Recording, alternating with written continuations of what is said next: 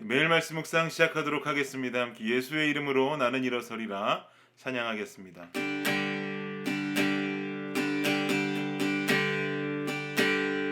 예수의 이름으로 나는 일어서리라. 주가 주신 능력으로 나는 일어서리라. 원수가 날 향해 와도 쓰러지지 않으리. 주가 주신 능력으로 주가 주신 능력으로 주가 주신 능력으로 일어서리. 네, 오늘 말씀은 출애굽기 13장 17절부터 22절까지 말씀입니다. 출애굽기 13장 17절로부터 22절까지 말씀입니다. 함께 한 목소리로 합독하겠습니다. 시작. 바로가 백성을 보낸 후에 블레셋 사람의 땅의 길은 가까울지라도 하나님이 그들을 그 길로 인도하지 아니하셨으니 이는 하나님이 말씀하시기를 이 백성이 전쟁을 하게 되면 마음을 돌이켜 애굽으로 돌아갈까 하셨음이라. 그러므로 하나님이 홍해의 광야길로 돌려 백성을 인도하심에 이스라엘 자손이 애굽 땅에서 대열을 지어 나올 때에 모세가 요셉의 유고를 가졌으니 이는 요셉이 이스라엘 자손으로 단단히 맹세하게 하여 이르기를 하나님이 반드시 너희를 찾아오시리니 너희는 내 유고를 여기서 가지고 나가라 하였음이더라. 그들이 숫곳을 떠나서 광야 끝 에담의 장막을 치니 여호와께서 그들 앞에서 가시며 낮에는 구름 기둥으로 그들의 길을 인도하시고 밤에는 불 기둥을 그들에게 비추사 낮이나 밤이나 진행하게 하시니 낮에는 구름 기둥 밤에는 불 기둥이 백성 앞에서 떠나지 아니하니라. 아멘. 네, 제가 한국에서 운전을 배우고 초보 운전을 시작하면서 제 자동차에 가장 먼저 구비해 두었던 물품이 하나 있었는데요. 그것은 뭐냐면 바로 지도책이었습니다. 당시에는요, 제 차뿐만 아니라 누구의 차를 타든지 차 안에 전국 지도책이 늘 있었던 것 같습니다. 예를 들자면 서울에서 부산을 가려면 어떤 고속도로를 타고 가야 하는가, 혹은 어떤 국도를 이용해야 하는가 지도를 보면서 목적지까지 찾아가곤 했었습니다. 그런데 요즘은 자동차에서 지도책이라는 거 찾아보기 쉽지 않습니다. 아마 지도책 가지고 다니시는 분들은 없을 겁니다. 내비게이션이라고 하는 물건이 등장했기 때문입니다. 가고자 하는 목적지를 넣기만 하면 길을 친절하게 안내해 줍니다. 한국 내비게이션은요, 과속 카메라까지 감지를 해서 알려줍니다. 얼마나 유익한 물건인지 모릅니다.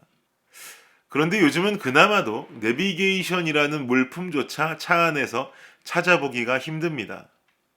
스마트폰 안에 있는 구글 맵이 더 자세하고 친절하게 길을 알려주기 때문입니다. 저희 집 창고에도요, 예전에 사용했던 내비게이션 하나가 아직도 있습니다. 이제는 팔기도 뭐하고 버리기도 뭐한 제품이 되어 버렸습니다. 그런데 이 내비게이션이라는 제품이 등장하면서 한 가지 일어난 특징이 뭐냐면요, 길을 잘 외우지 못한다는 겁니다. 내비게이션을 켜기만 하면 목적지까지 잘 알려주니까 가는 길을 외우지 않아도 목적지까지 쉽게 갈 수 있더란 말이죠.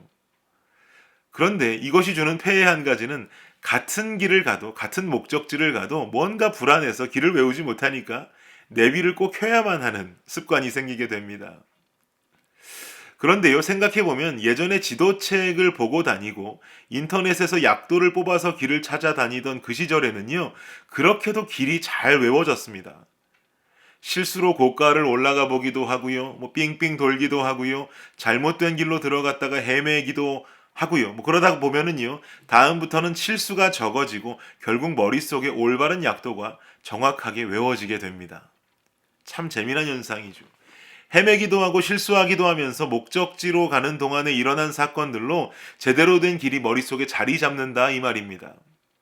오늘 본문에도요, 비슷한 이야기가 등장합니다. 17절 보십시오. 함께 읽어볼까요? 시작.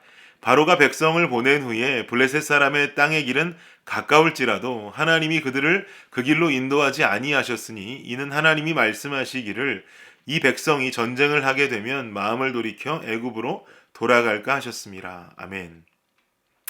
바로가 백성을 보낸 후에 출애굽을 말하는 것이죠. 하나님께서는 출애굽해서 가나안까지 가는데 더 지름길이라고 말할 수 있는 블레셋 땅을 지나가는 경로를 선택하지 않으십니다. 그리고 되려 홍해로 지나가는 길을 선택하십니다. 왜냐하면 이스라엘 백성들이 블레셋 땅을 지나가다가는요, 블레셋 사람들과 전쟁이 일어날 수도 있기 때문에 그렇습니다. 그렇게 되면 이스라엘 백성들은 마음을 돌이켜서 그냥 지레 겁을 먹고는 애굽으로 다시 돌아가 버릴지도 모릅니다. 이런 상황을 미연에 방지하기 위해서 블레셋을 지나는 경로를 택하지 않으신 것입니다. 그런데 생각해 보십시오. 어려운 상황이 눈앞에 벌어질 때면 그 어려운 상황을요, 그냥 뿅 하고 벗어나게 되면 얼마나 좋겠습니까? 눈앞에 블레셋이 나타나면 전쟁을 해야 하지만 그냥 하나님 나타나셔서 뿅 하고 도와주시면 손쉽게 블레셋 빵빵빵빵 무찌르고 이기고 전진하면 되는 것 아니겠습니까? 주님이 이거 못하시는 걸까요? 당연히 주님은 하실 수가 있죠. 그런데요, 그 방법을 택하시는 것이 아니고요. 도리어 하나님은 이스라엘 백성들로 하여금 경로를 우회하게 하십니다. 되려 길을 돌아가게 하신단 말이죠. 그렇게 되면 광야길을 가야 하는 시간조차 그만큼 더 늘어나게 되는 것입니다.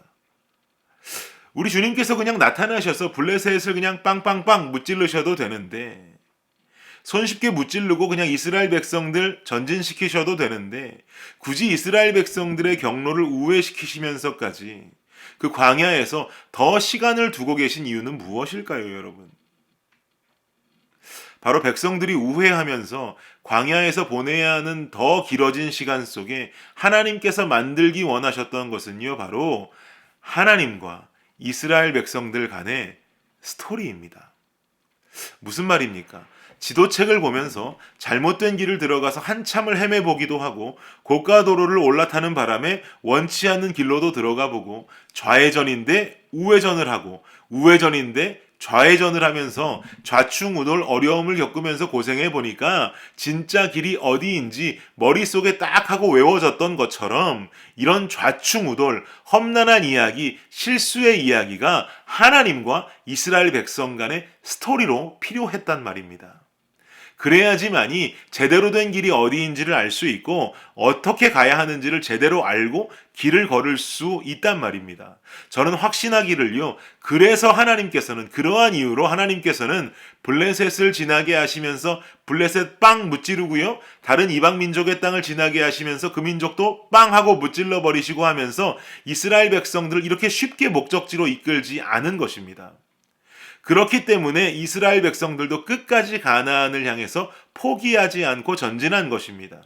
그런데 여러분 한번 생각해 보십시오. 광야를 걷던 이스라엘 민족이 중도 포기해 버렸다면, 도저히 힘이 들어서 중도에 포기해 버렸다면요, 어떤 일이 일어났을까요? 그들은 가나안을 맛볼 수 없었을 것입니다. 또 다른 성경의 이야기를 예를 들어서 생각해 볼까요? 다윗이 골리앗 앞에서 두려움에 떨면서 싸움을 중도에 포기해 버렸다면요, 어떤 일이 벌어졌을까요? 용맹한 이스라엘 최고의 왕 다윗으로 기억되지 않았을 것입니다. 또 다른 성경의 예가 뭐가 있을까요? 여호수아가 여리고 앞에서 여리고 전투를 포기해 버렸다면 어떤 일이 벌어졌을까요? 바로 그 자리에서 수많은 이스라엘 백성들은 가나안 입성에서부터 죽임을 당했을 것입니다. 가장 중요한 이야기 하나 해볼까요? 예수 그리스도께서 육신의 두려움으로 말미암아 십자가를 포기하셨다면은요, 십자가의 죽음을 포기하셨다면은요, 어떤 일이 벌어졌을까요? 우리 중에 아무도, 생명 가진 자는 아무도 없었을 것입니다. 우리 모두는 생명을 갖지 못한 여전히 사망 가운데 거하는 자들로 살아가고 있을 것입니다. 포기한다라는 것은 이렇게 중요합니다, 여러분. 여러분 삶에 나타나는 문제 앞에 너무 어렵고 힘겨워서 포기해 버린다면은요, 더 이상 할 수 없다고 힘이 빠져서 포기해 버리면은요, 아마도 하나님께서 나를 통해 계획하신 내 인생의 그 다음 페이지는 단연코 열리지 않을 것입니다. 사랑하는 여러분, 어려운 문제 앞에, 어떤 문제 앞에 쉽게 포기하지 마십시오. 도전하십시오. 전진하십시오. 그런데 중요한 것 한 가지가 있습니다. 아무것도 믿는 존재가 없는데 그저 패기 하나로, 열정 하나로 포기하지 않고 밀어붙인다?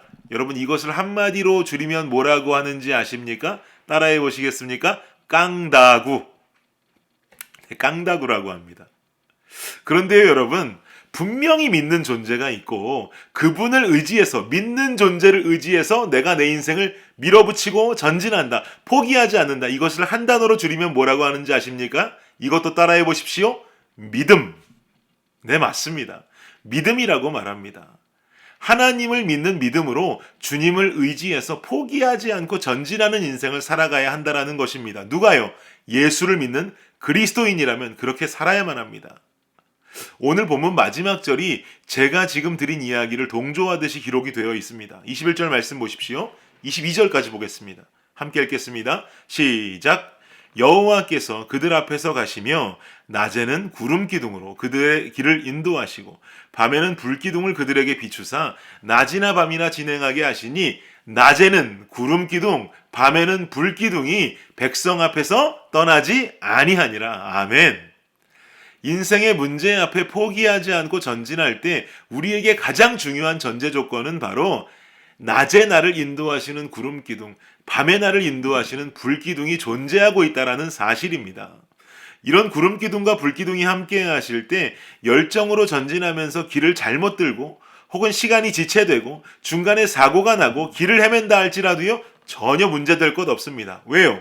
이것은 단순한 헤맴이 아니라, 단순한 길 이름이 아니라 내 구름 기둥 대신, 불 기둥 대신 하나님과 내가 만들어가는 인생의 스토리가 되기 때문입니다. 이 스토리가 살아있으면 아무리 헤매고 아무리 지쳐서 쓰러지고 발에서 상처가 나고 온몸에 땀이 범벅된 어려움이 있다 할지라도 진정한 참된 길이 어디인지를 알 수 있게 된단 말입니다. 그리고요, 또다시 어려움에 봉착해도 길을 몰라서 절대 헤매지 않습니다. 스토리가 있기에, 좌충우돌 헤매고 고생했던 하나님과의 스토리가 있기에 그 어려움 속에서요, 잘 견뎌낼 수가 있습니다. 사랑하는 여러분, 어려움이 왔다고요, 절망하지 마십시오. 헤매고 고생해도 중요한 것은 주님 곁을 떠나면 안 된다는 것입니다. 이거 가장 어리석은 사람입니다. 헤매도 주님 곁에서 헤매십시오. 고생해도 주님 곁에서 고생하십시오. 그것이 바로 현명한 지혜자의 모습입니다. 그렇게 주님과의 좌충우돌 스토리를 만들고 어떤 어려움이 와도 포기하지 않고 참된 길이신 주님을 바라볼 수 있는 저와 여러분이 되시기를. 그래서요, 길을 잃고 헤맬지라도 주님 곁에서 주님 붙잡고 그 어려움을 하나님과 함께 극복할 수 있는 저와 여러분이 되시기를 예수님의 이름으로 축복합니다. 기도하겠습니다. 하나님, 감사합니다. 주님과의 스토리를 만들어 어려움으로 가는 그 길을 우리가 잘 외워버리기를 원합니다. 어떻게 해야 그 어려움을 겪어나갈 수 있는지, 어떻게 해야 이 어려움 속에 우리가 승리하며 전진할 수 있는지를 하나님과의 스토리를 통해 배워가기를 원합니다. 때론 넘어질 수 있습니다. 때론 헤맬 수 있습니다. 때론 지칠 수 있습니다. 그러나 주님 떠나서 헤매고 주님 떠나서 지치고 주님 떠나서 길을 잃는 불안한 삶이 아니라 주님과 함께하면서 길을 잃고 헤매고 좌충우돌하면서 주님과의 스토리를 만들어 우리 삶 속에 전진하며 승리할 수 있는 이 광야길 속에서 우리의 삶의 문제 앞에서 포기하지 않고 전진할 수 있는 우리의 모습이 되게 하여 주시옵소서. 감사합니다. 예수님 이름으로 기도드립니다. 아멘.